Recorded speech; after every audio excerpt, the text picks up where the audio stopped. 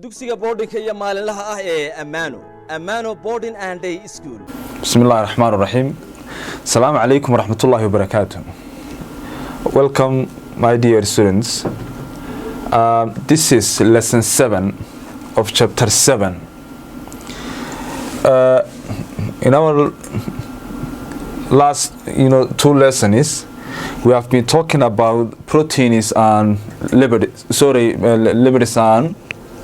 and carbohydrates, generally the macromolecules.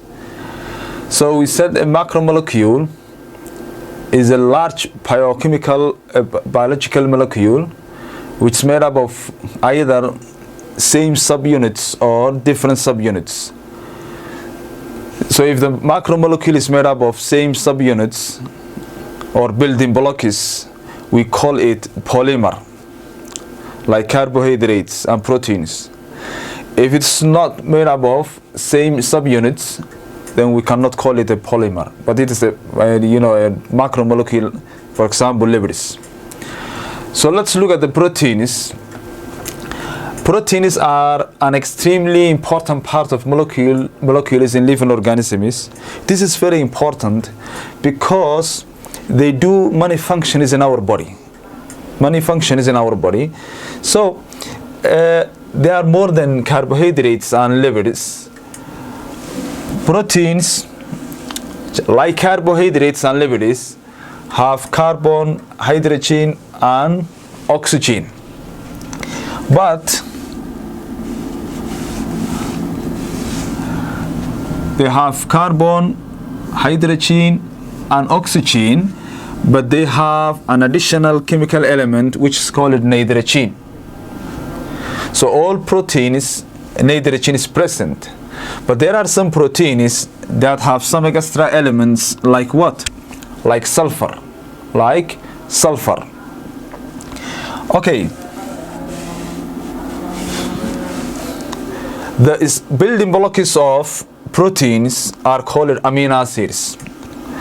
This is why we can call proteins a polymer.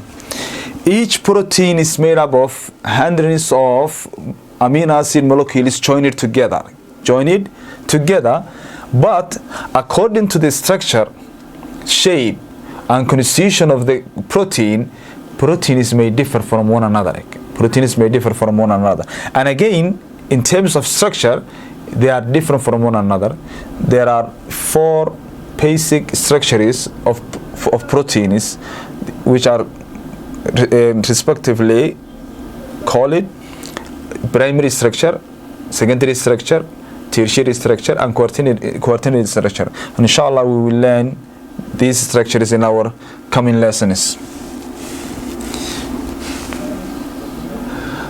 Proteins have an important functions in our body. For example, they are essential component of cell membrane. As we learned in our previous lessons, the cell membrane is made up of 2 molecules. When we are talking about the molecules, we say 2, but when we are talking about the number of layers, we say 3. It's 1 layer of protein and 2 lipid layers. But now we are focusing on the molecule, so we can simply say 2 molecules. One is a protein layer and the other one is a lipid layer. So without proteins, then there is no cell membrane. And we remember, if there is no cell membrane, there is no cell. So it's essential component of cell membrane. Number 2, the oxygen carrying pigment, hemoglobin. You remember, pigment means color. So hemoglobin generally is what gives the red blood cells their color. But again, the hemoglobin is the chemical that helps red blood cells carry oxygen. So it's not only hemoglobin what carries something from one place in your body to another. There is a group of proteins that do this function, and they are collectively called transport proteins.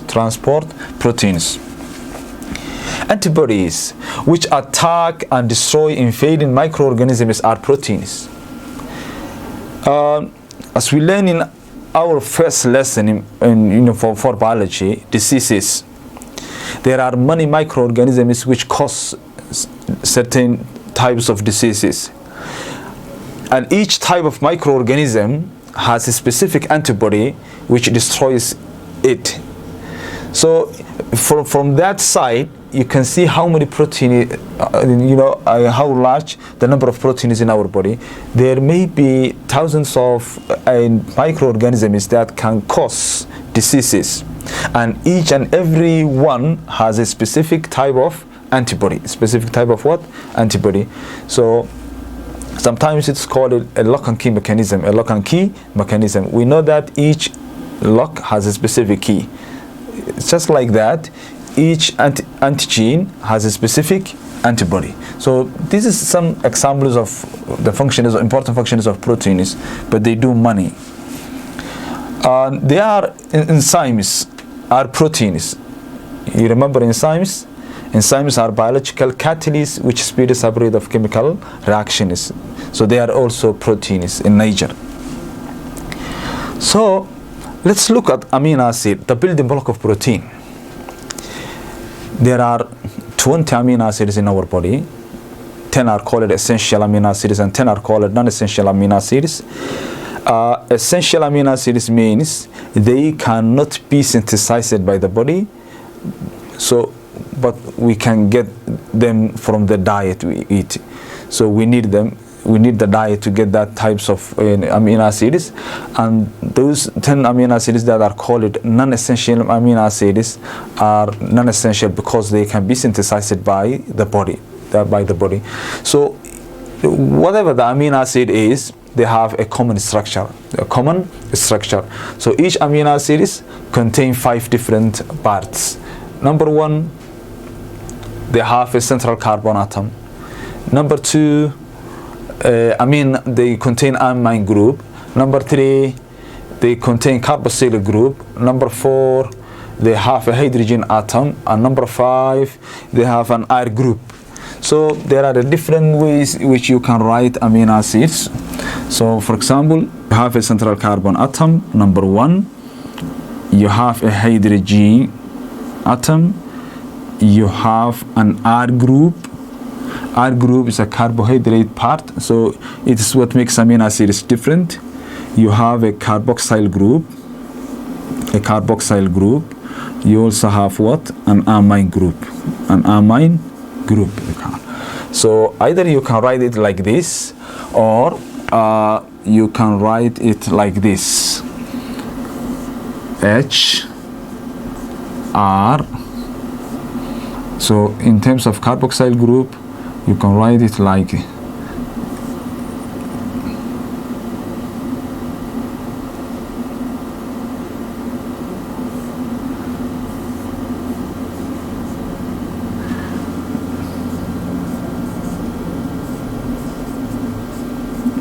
so no problem, no matter, you can use both of them.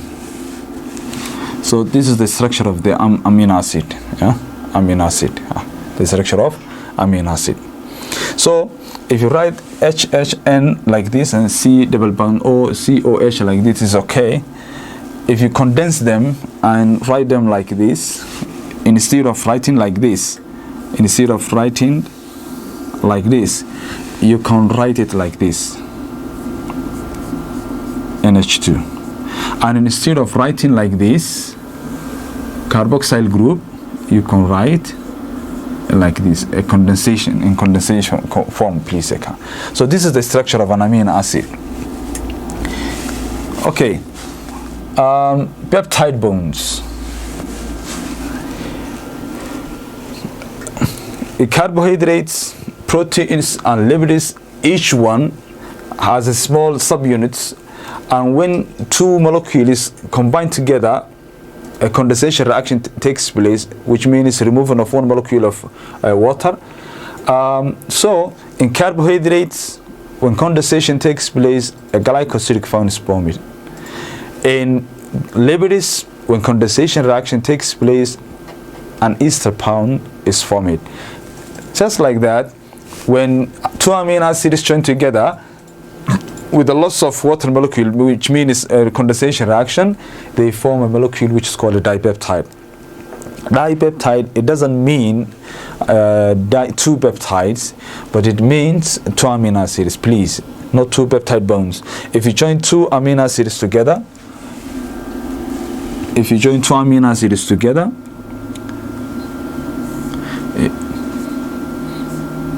two amino acids together,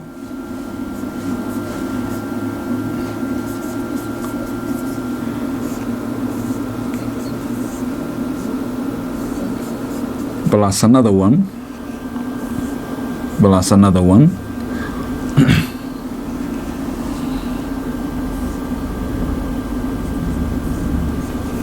plus another one, then we remove what? We remove an amine group from here, water molecule from here. Okay, so when you do that, a peptide bond is formed. So two amino acids, when you add two amino acids, a peptide bond is formed, which links the two amino acids together, and the peptide and the bond is called peptide bond. A molecule made up of many amino acids linked together by peptide bond is called polypeptide. A complete protein molecule may contain just one polypeptide gene, or it may have two or more genes interact together. Finally, this is what happens when two amino acids are being joined together.